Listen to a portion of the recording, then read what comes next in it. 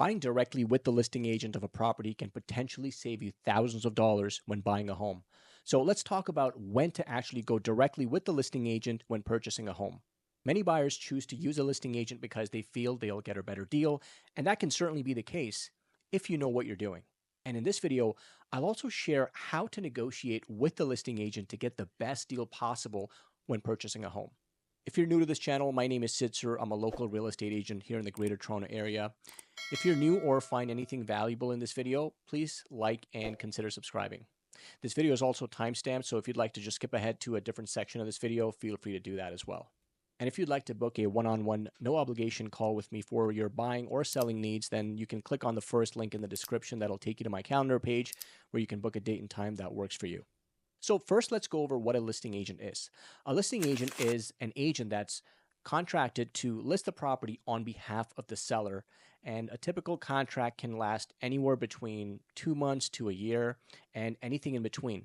Now, they're responsible for marketing the property, doing open houses, negotiating offers, and oftentimes in charge of even setting up everything from cleaning, staging, the photography, videos, and even coordinating renovations if needed.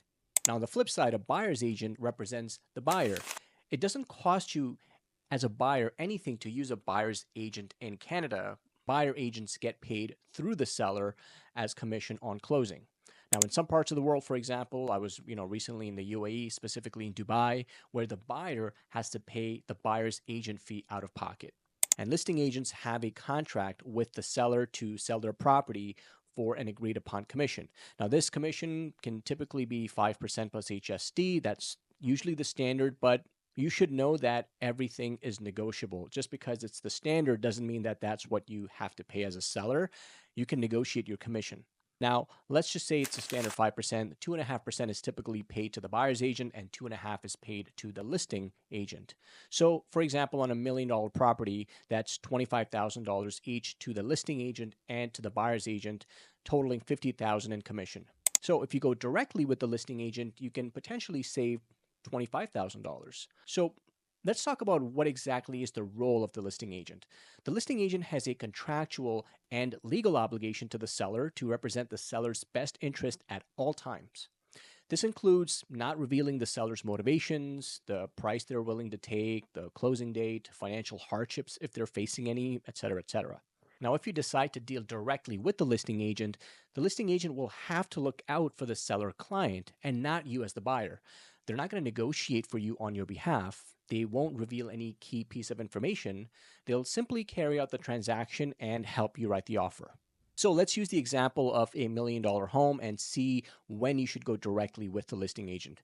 So assuming the total commission is 5% and it's split between both parties evenly, that means that $50,000 in total commission with $25,000 reserved for the buyer's agent. This means that you could potentially get the house for $975,000 if you ask the listing agent or the listing agent decides to waive the buyer's commission. That's pretty good savings considering the property is valued at $1 million. Now, if the market value of the property is $950,000 and the property is listed at $1 million, and you use the listing agent to potentially save that $25,000 by waiving the buyer's commission, you actually overpay for that property by $25,000. Now, this is where a good buyer's agent can be very useful because not only do they negotiate the best deal on your behalf, they also educate buyers on comparables and determine the actual market value of the property at the time. Now, just as the listing agent does not disclose the seller's motivation and price, the buyer's agent also has the same obligation to the buyer. They won't disclose your bottom line or how much you're willing to go up in price. So here's when you should use a listing agent directly. If you see a property that's maybe sitting on the market for, more than 30 days, or the property's been listed multiple times, or I typically look for properties that have been sitting vacant for a while because I know that the seller is likely going to carry this property with their mortgage and other costs and not really offsetting it by rent, there's a good chance that the seller is motivated to sell. And here's how you can navigate that process, especially if you decide to call the listing agent directly. When you call the listing agent, here are the questions that you want to ask. Has the property received any offers? The listing agent has to legally disclose whether or not they received any offers on the property, and this will give you a pretty good indication of if the property did have any offers, if they have had any bites or none. And if yes, they did receive any offers, why didn't the seller accept them? Asking this question can sometimes give you clues as to the seller's motivation. Besides price, what else is important to the seller? This is a great question because obviously price is an important factor, but sometimes price is not the end-all be-all for all sellers. Maybe they're looking for a quicker closing or maybe even a longer closing. There could be other factors that are important to the seller besides price, which you can then leverage to not only get you a better deal, but also position yourself as the ideal buyer for that seller. Can you send me a list of comparables to justify the asking price? This is an important question because, again, this is coming from a point of being educated on the market. The listing agent should send you a list of comparable sold properties that have sold recently in order to justify the market value of that property, not the list price, the market price. If I decide to buy with you directly, would you be willing to waive the buyer's commission? You can be direct and ask the listing agent whether or not they're willing to waive that commission. If they are, well, that right there gives you directly, at least on standard commissions, a 2.5% discount on the property. Also, never give your price or what you're willing to pay up front and start with a low offer. I don't want to turn this video into a negotiating real estate deals one-on-one, but you really don't want to reveal what you're willing to pay right off the bat. You actually want to maybe even say something like this. Let's just say the property is listed for $1 million and you've done somewhat of a due diligence to see that the property may be worth around, I don't know, 975, maybe even $1 million. A good question that you can ask the listing agent is, would it be a complete waste of your time if we came in at $900,000? The answer to this question doesn't exactly matter. What I'm looking for is a reaction more than what they actually say.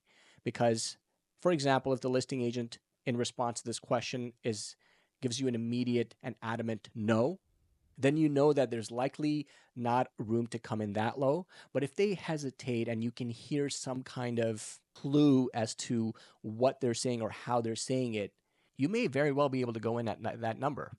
And at the best case scenario, they might even come out and say yes, or no, it won't be a complete waste of our time. Let's put in an offer at 900,000. It never hurts to ask. Asking these questions will give you an insight into the seller's motivations and whether you should buy directly with the listing agent. And these are the questions that when I'm representing buyers, ask the listing agent myself. Also, make sure to do your own due diligence. If a similar property has sold recently, you can use that as a benchmark or comparable. Of course, all other things being equal. You want to compare the subject property that you're interested in with the sold comparable, but if the sold comparable has, let's just say, a ravine lot or a separate entrance to an income suite in the basement, well, that changes things. It's not exactly an apples to apples, but you want to find as close to an apples to apples comparison as possible. Being proactive and knowing what to ask and how to negotiate can potentially get you a really good deal as a purchaser.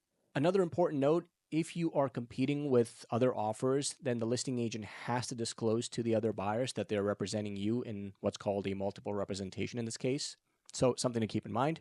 But in a buyer's market like we're in right now in the spring of 2025, there's a good chance you may not be competing for a house, depending on if the house has been on the market for a long time or even a certain pocket of the GTA where there may be a lot of competition. But from a macro perspective, we are in a buyer's market. Now, if you don't actually want to do all of this and you just want the process to be stress-free, then I would recommend using a buyer's agent. Again, there's no cost to you.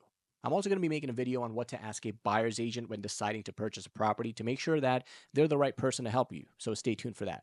Once again, if you found this video helpful, please go ahead and give it a like. And if you're new, please consider subscribing for more real estate content. Thanks for watching. Take care.